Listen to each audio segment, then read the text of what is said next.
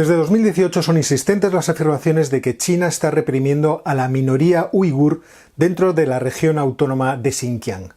Este enclave tiene una gran importancia en el diseño geopolítico de China y no puede ser despreciado fácilmente. Primero, por su enorme tamaño.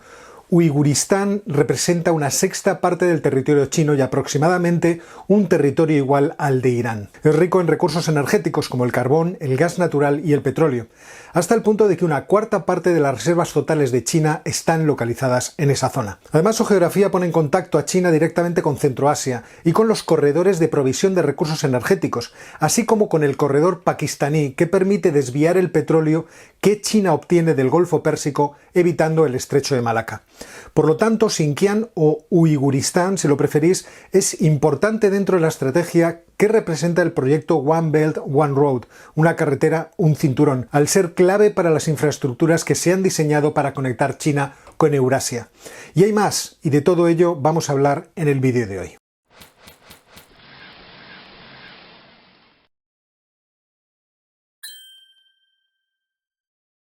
Casi desde el principio de su existencia, China ha tenido que combatir a pueblos nómadas que la invadían de forma regular y hacían peligrar el corazón de su imperio, las tierras comprendidas entre el río Amarillo en el norte y el río Xi en el sur.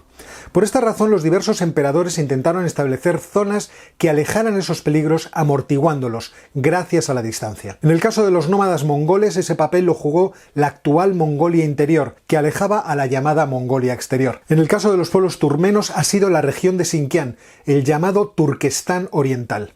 El dominio sobre esta última región fue esporádico para China a lo largo de la historia, y solamente más o menos continuo a partir de la dinastía Qing, una dinastía manchú, entre el año 1644 y el año 1911, cuando se crea la débil República de China. De hecho, el nombre de Xinjiang significa la nueva frontera, un territorio que no se unió de forma completa al imperio chino hasta el siglo XVIII, con la invasión y las conquistas del emperador Qianlong, cuando derrotó a los mongoles Yungar que dominaban aquel espacio, y tardó todavía hasta 1884 en conseguir el estatuto de provincia, el mismo año en que también se le concedió a Taiwán, y no fue una casualidad. Estos dos ejemplos de territorios anexionados al imperio también nos hablan de la diversidad étnica y cultural de la antigua y la nueva China, un país con 55 etnias que representan alrededor del 9% de la población del país. Un porcentaje pequeño, pero un número absoluto grande, ya que suman unos 120 millones de personas. Estas diferencias étnicas siempre han supuesto una amenaza para la integridad territorial del país, de la que los diversos gobiernos en China, ya fuera el gobierno imperial, el republicano o el comunista, han intentado protegerse.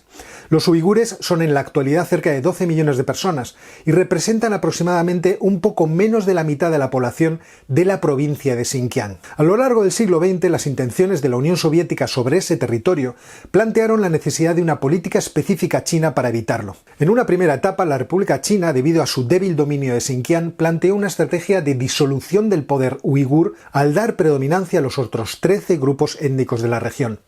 La idea de dividir el territorio autónomo de Xinjiang en prefecturas subautonómicas en el que instalar en el poder a las etnias minoritarias fue posteriormente adoptado por los comunistas. En el periodo 1934-1935, el Partido Comunista de Mao Zedong estaba en serio peligro de ser exterminado por los nacionalistas de Chiang Kai-shek, y jugaron la baza de hacerse fuertes en el noroeste del país, cerca de la frontera con la Unión Soviética, en lo que se denominó la Larga Marcha de los 10.000 kilómetros.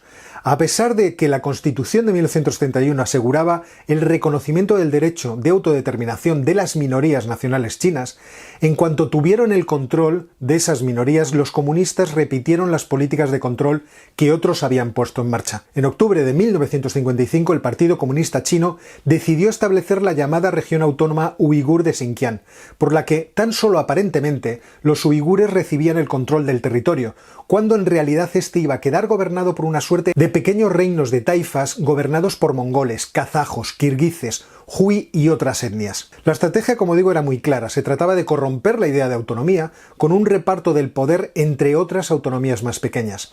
Así se conseguía un doble objetivo. En primer lugar, reducir el poder de la etnia mayoritaria confrontándola con las más pequeñas, y al mismo tiempo debilitar la posibilidad de alianzas entre ellas, lo que podría haber representado una amenaza importante para el control chino de ese territorio. Por ejemplo, en la región de Bajing-Yoleng, que representa aproximadamente un tercio del área de Xinjiang, se estableció una prefectura mongola, aunque estos solo representaban el 35% de la población. En vez de autonomías, se crearon heteronomías. Otras etnias se hacían cargo del gobierno de los uigures. En un libro publicado en 1979, el historiador Donald Macmillan señaló que los chinos habían añadido a esa política una nueva estrategia.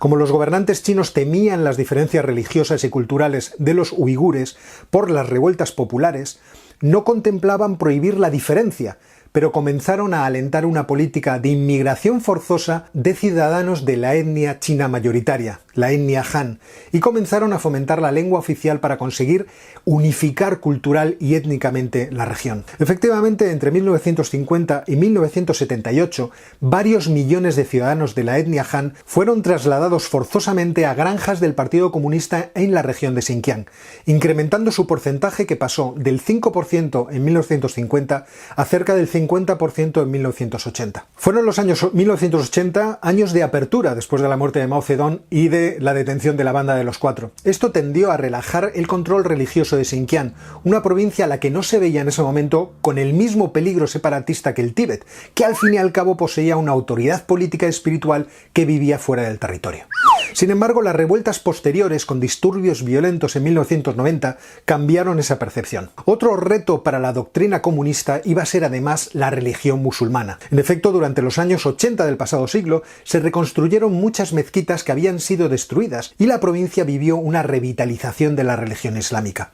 Pero a principios de los 90 el colapso de la Unión Soviética alertó a los comunistas chinos, tanto como incitó a algunos uigures a intentar la independencia por el camino de los hechos consumados. En abril de 1990, en la ciudad de Baren, 200 militantes uigures, apoyados por elementos de las milicias afganas, intentaron tomar el control de la ciudad, atacando a las fuerzas militares chinas. Las revueltas fueron aplastadas con el resultado de 23 muertos y el posterior arresto de casi 8.000 personas. Así que la política de tolerancia se revirtió. Por ejemplo, en esa misma ciudad se cerraron 50 mezquitas y se canceló la construcción de las que estaban en proyecto. Las autoridades chinas adquirieron una mayor conciencia del papel que la religión puede jugar como elemento divisorio de China y reanudaron su política de disolución de la conciencia religiosa de la población, no solo en Xinjiang, sino en toda China. La pretensión a partir de ese momento ha sido empujar a la religión a la esfera privada, convirtiéndola en una cuestión personal y en cierto modo privatizándola, sacándola de la esfera de lo público. Aunque la Constitución china en su artículo 36 afirma que los ciudadanos disfrutan de libertad de creencia religiosa, no se dice nada de que el Estado deba garantizar su práctica o su culto. Y aunque hay tolerancia para las 5 religiones reconocidas por el Estado, el budismo, el catolicismo, el taoísmo, el islamismo y el protestantismo, así como para las creencias tradicionales chinas, se han ido estableciendo regulaciones para limitar y controlar sus actividades. En febrero de 2018 las organizaciones religiosas tenían que estar registradas, cosa que es bastante normal, pero además se establecían controles para el nombramiento de los responsables, las celebraciones, así como las actividades que realizan estas confesiones online, además de reportar cualquier donación que excediera los $16.000. Es decir, unos 100.000 yuanes. En 2020, las regulaciones iban más allá, obligando a los grupos religiosos a aceptar y extender los valores del Partido Comunista Chino.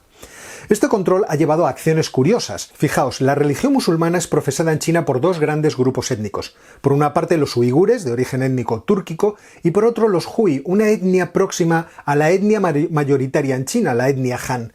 Estos son alrededor de 20 millones, pero solo 2,4 están situados en la región autónoma de Ningxia, en la zona noroccidental de China, al sur de la Mongolia Interior. Practican el Islam en sus formas suní o sufí. Pues bien, en 2018 las autoridades chinas se empeñaron en la demolición de la gran mezquita de Huizhou, en la ciudad de Wuzhong, alegando que no había obtenido los permisos adecuados para su construcción. La movilización de musulmanes lo impidió, pero en opinión del reportero de la BBC Stephen McDonnell, el problema era que durante siglos las mezquitas musulmanas se construyeron en un estilo más chino. Al año siguiente se sustituyeron 8 cúpulas de la mezquita para que adoptara una estética más parecida a la de las pagodas. Otras iniciativas han ido más por la vía cultural, como cuando en 1997 se inició una campaña para educar en el ateísmo a los estudiantes, como objetivo expreso en los libros de texto, pero el gobierno chino no ha debido obtener los resultados que deseaba y ha endurecido su posición. Desde el 11 de septiembre de 2001, China comenzó una guerra contra el terrorismo uigur, en línea con las acusaciones de la administración Bush que indicaban que la región de Xinjiang y los países del Turquestán Oriental eran el hogar de movimientos terroristas, como el movimiento islámico o parte de la red de Al-Qaeda, pero sobre todo del movimiento islámico del Turquestán Oriental. Algunos autores han encontrado discrepancias en los informes emitidos por las autoridades chinas, como por ejemplo el de enero de 2002, donde se afirmaba que las fuerzas terroristas del este de Turquistán eran responsables de cerca de 200 incidentes terroristas entre 1990 y 2001, con 162 personas muertas y 440 heridas. Pero lo que está bien documentado por periódicos europeos como The Guardian es que en el año 2009 se produjeron choques entre ciudadanos chinos de etnia Han y musulmanes uigures en la capital de la región occidental. Los incidentes comenzaron cuando las protestas por las muertes violentas de trabajadores migrantes uigures a manos de chinos Han en la ciudad de Guangzhou, en el sureste del país, se produjeron por el rumor de que habían violado a una mujer de esa etnia. En 2014 también se produjeron choques entre las Fuerzas Armadas o de Seguridad chinas y ciudadanos uigures a lo largo de 2 días. Sin embargo, la noticia más grave que recibimos de esta región fue el 10 de agosto de 2018. La agencia Reuters informó que el Panel de Derechos Humanos de las Naciones Unidas había recibido muchos informes creíbles acerca de que 1 millón de uigures habían sido encerrados en campos de internamiento masivos en medio de un gran secreto y sin ningún tipo de derechos. Las imágenes de satélite proporcionadas por los Estados Unidos demostraron que había en ese momento 28 campos de internamiento en Xinjiang. Según informaciones muy recientes del periódico The Guardian, de 24 de septiembre de 2020, China ha construido ya 380 campos de internamiento en la región. Las autoridades chinas inicialmente negaron la existencia de esos campos y después los han descrito como programas de entrenamiento vocacional y reeducación que están destinados a reducir la pobreza y las amenazas terroristas. Creo que todos estos hechos nos deben servir de recordatorio del mundo peligroso en el que vivimos y de la dimensión de las amenazas a la libertad que se están construyendo ante nuestra pasividad en todo el mundo. Y hasta aquí el vídeo de hoy, que espero que os haya resultado interesante, aunque sea un tema que aparentemente es antiguo, pero como veis es realmente de mucha actualidad. Ahora lo que me gustaría es escuchar lo que vosotros tenéis que decir en los comentarios. Y si os ha gustado el vídeo, ya sabéis, considerad suscribíos, activad las notificaciones, dadle al botón de like, compartid estos vídeos, me hacéis un favor y por supuesto nos vemos muy pronto.